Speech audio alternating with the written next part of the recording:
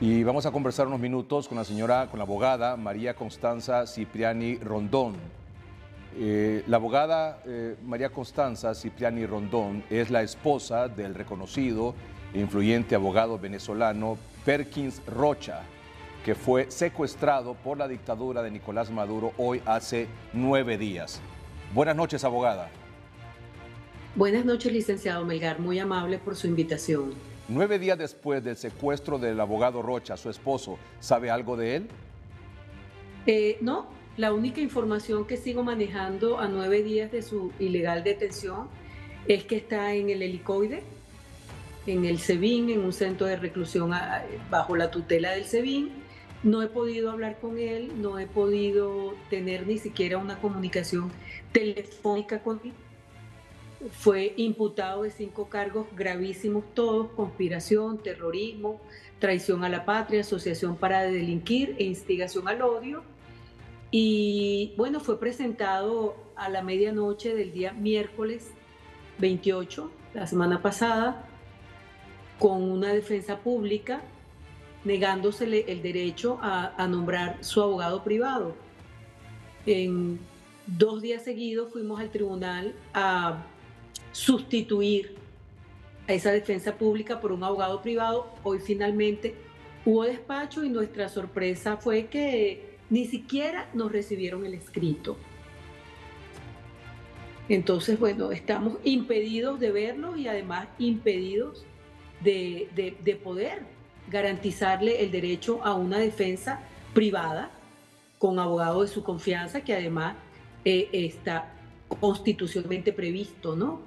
Los argumentos fueron que el escrito no revestía, no tenía las formalidades que exige la ley, y en verdad, entonces, bueno, es que esto lo tiene que firmar su esposo, me dijo la secretaria del tribunal.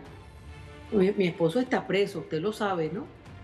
Sí, bueno, pero es que además de que lo firme, tiene que venir refrendado, garantizado y certificado por el director del centro de reclusión, siendo que el Código Orgánico Procesal Penal venezolano establece claramente que la esposa puede pedir en nombre de su esposo la sustitución del abogado de la defensa pública.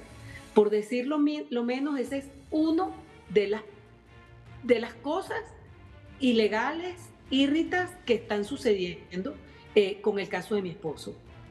Usted sabe que se encuentra en ese centro de detención, ahí en Caracas, pero no sabe en qué condiciones se encuentra. No, no lo sé, porque es que ellos pueden decir que está bien, que es lo que me dicen siempre. Pero ¿cómo puedo yo creerle que está bien a las personas que después de su secuestro, a los 3 días, pudimos por 3 fuentes distintas comprobar que mi esposo fue fuertemente arrastrado cuando lo detuvieron? Él estaba en una farmacia muy concurrida y 3 personas que estaban en distintas ubicaciones y que llegaron a nosotros con el testimonio casi que por azar, porque el negocio donde estaba mi esposo no ha dado videos del acto, ¿no? Pero fue fuertemente golpeado, arrastrado por el piso del estacionamiento. Y al día siguiente me llega un mensaje por SMS a las 3 de la mañana para decirme que mi esposo ya fue presentado en un tribunal y que yo tengo que ir a la defensa pública a enterarme de los cargos que le imputaron. Y lo primero que me dijo la fiscal fue, la defensa pública fue: su esposo está muy bien. Ah, mi esposo está muy bien. 2 días después del secuestro. Y al tercer día yo me entero que lo han arrastrado por un estacionamiento. Entonces, bueno, ¿cómo creer? La defensa pública dice que él está en el SEBIN. Yo voy todos los mediodías a llevar comida a ese sitio, pero para mí y para los estándares de las organizaciones de derechos humanos, mi esposo sigue en desaparición forzada, porque hasta que yo no lo vea, yo no puedo tener ni certeza de que está bien, ni certeza de que está donde ellos dicen que está.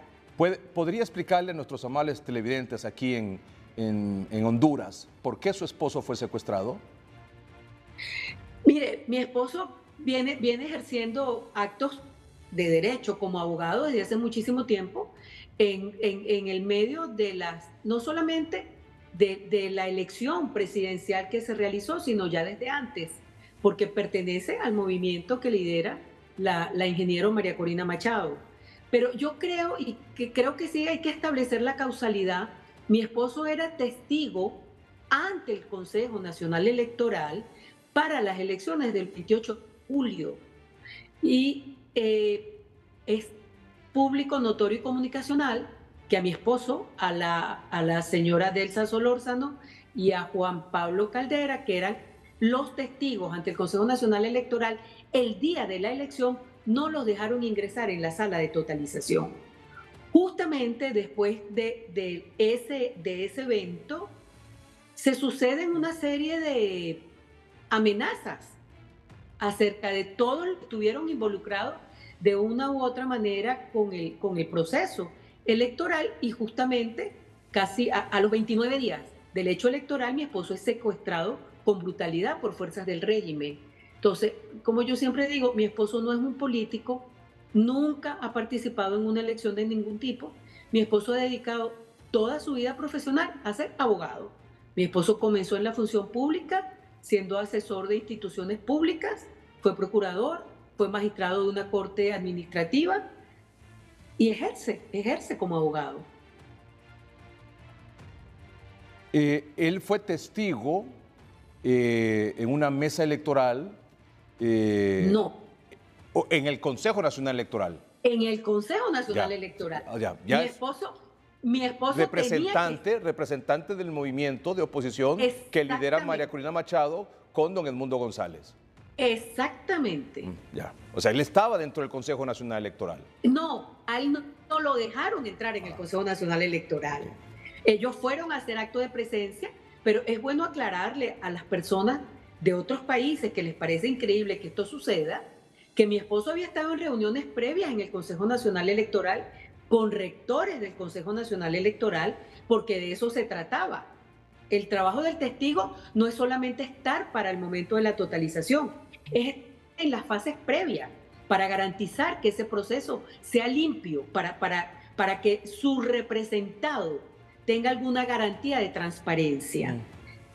Al final, pues no los dejaron entrar en esa sala de totalización, pero su última actividad pública fue esa, testigo ante el Consejo Nacional Electoral. Y la mayoría de los países, si no es que todos los países democráticos del mundo, han reconocido, incluso las pocas organizaciones que el mismo gobierno de Maduro, la dictadura de Maduro, permitió ingresar como observadores, llámese el Centro Carter o Naciones Unidas, han denunciado todas las irregularidades que ocurrieron ese domingo 28 de julio y han pedido evidentemente al CNE y al mismo Maduro que presente las actas. Esas actas nunca las van a presentar seguramente. A las pruebas nos debemos remitir, ¿verdad? Han pasado 32 días, 33 días. Y no hay viso de que eso vaya a ocurrir. Pareciera que no. Y no han podido tampoco deslegitimar las actas que presentó la oposición. Absolutamente. Yo creo que la manera más expedita y certera para comprender lo que sucedió el 28, que no es mi función aquí decirlo, pero yo siempre invito a la gente, yo le digo, mire, léase el informe del Centro Carter. Sí. Que tiene amplia experiencia en esa materia y que era uno de los dos organismos invitados por el gobierno. Sí. ¿Usted esperaría que a nivel internacional se hiciera algo más que comunicados, que expresiones de presidentes, de dirigentes, de organismos internacionales exigiendo las actas? ¿Esperaría usted algo más, una presión mayor sobre el régimen de Maduro? Por supuesto, absolutamente, porque en este momento mi esposo está preso, pero preso con él está su familia, está su entorno y no solamente mi esposo. Después de las elecciones han detenido más de 2.000 personas. O sea, somos rehenes. Entonces, siempre agradecemos mucho a los medios de comunicación la posibilidad que nos dan de visibilizar nuestra tragedia. Pero ciertamente, y no es una cosa que yo piense de nueva cuña. Yo creo que los organismos internacionales de protección de derechos humanos deberían establecer algunos mecanismos que faciliten, ¿verdad?, el mayor control en las democracias, que no es una injerencia, como todo el mundo dice, no, porque son injerencistas. No, es que hay un tema de derechos humanos que están siendo violados y que requieren de protección. No, y además que todo el procedimiento desde su detención y todo lo que usted nos manifiesta, nos relata, es absolutamente arbitrario e ilegal, ¿verdad? Absolutamente arbitrario e ilegal. Ahí no hay ni una sola cosa que cumpla ni con las leyes nacionales, que son las primeras que se deben cumplir, ni con los estándares de protección de derechos humanos que Venezuela constitucionalmente está obligado a respetar, porque así lo dice la Constitución. Entiendo que está acusado, usted lo manifestó, por 5 delitos. Anoté aquí: terrorismo, traición a la patria, conspiración, asociación para delinquir e instigación al odio. Así es. O sea, Supuestamente, y esa información me la dio la Defensa Pública, son por unas opiniones que él emitió en su cuenta de X. 3 opiniones. O sea, estamos hablando de que a un ciudadano decente se le encarcela y pudiese enfrentar una pena de prisión de 30 años porque emitió opinión que no le gustó al gobierno. O sea, es una cosa insólita, porque el derecho a la libertad de expresión es un derecho humano de primera generación. No es que lo inventaron hace 10 años, es que desde de vieja data es un derecho humano de primera generación. Entonces uno dice, oye, ¿de qué estamos hablando en un país donde disentir de algo es un delito? O sea, es una cosa muy seria. Yo de verdad que cuando la defensora pública me dijo, no, es que es por 3 tweets que él escribió. 3 tweets. Sí, revise sus tweets. Y la verdad es que yo no necesito revisar los X de mi esposo, porque lo que mi esposo dice en X es lo que pudiera decirle a usted, licenciado Melgar, si usted lo entrevistara. Que este es un país que hay que reconstruir, que este es un país donde tiene que prevalecer la verdad y sobre todo que es un país donde debe respetarse la soberanía nacional. O sea, han desatado no solo una represión contra quienes se han manifestado en contra de la dictadura luego del fraude del 28 de julio, sino con quienes simplemente opinan. Así es, así es. Así es, porque aunque ciertamente mi esposo tuvo una participación muy importante en el hecho electoral, claro, por esa condición de testigo ante el CNE, pero lo llevan es por 3 tweets que yo quisiera, de verdad, tener acceso al expediente para ver qué pueden ellos considerar.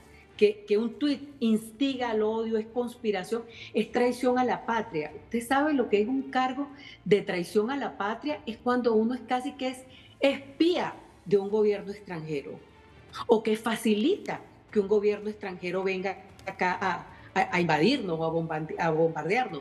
No, yo no sé muy bien, ¿no? Pero es increíble, traición a la patria por decir la verdad, por decir su verdad, que tiene derecho a hacerlo. Claro, claro. Como todos, por supuesto, como todos. ¿Qué cree que usted que va a pasar en Venezuela de aquí al 10 de enero, cuando debería tomar posesión el presidente electo, que ganó evidentemente las elecciones, don Edmundo González? Bueno, yo no quisiera opinar sobre política porque no es mi función acá. Yo espero que todo lo que se está haciendo a nivel internacional rinda frutos y podamos finalmente tener el 10 de enero, se ha investido presidente, la persona por la que votamos, 7.300.000 venezolanos. Abogada, le agradezco mucho que haya aceptado esta conversación con el noticiero Soy Mismo aquí en Tegucigalpa, Honduras, y confiamos que esta situación de su esposo, el abogado Perkin Rocha, pueda resolverse lo más pronto posible, de la mejor manera posible también. Muchas gracias. A usted, licenciado Melgar, muy buenas noches, muy amable. Gracias. Es la abogada María Constanza Cipriani Rondón, es la esposa del reconocido abogado venezolano Perkins Rocha fue secuestrado hace 9 días y ya sabe usted la condición en la que se encuentra.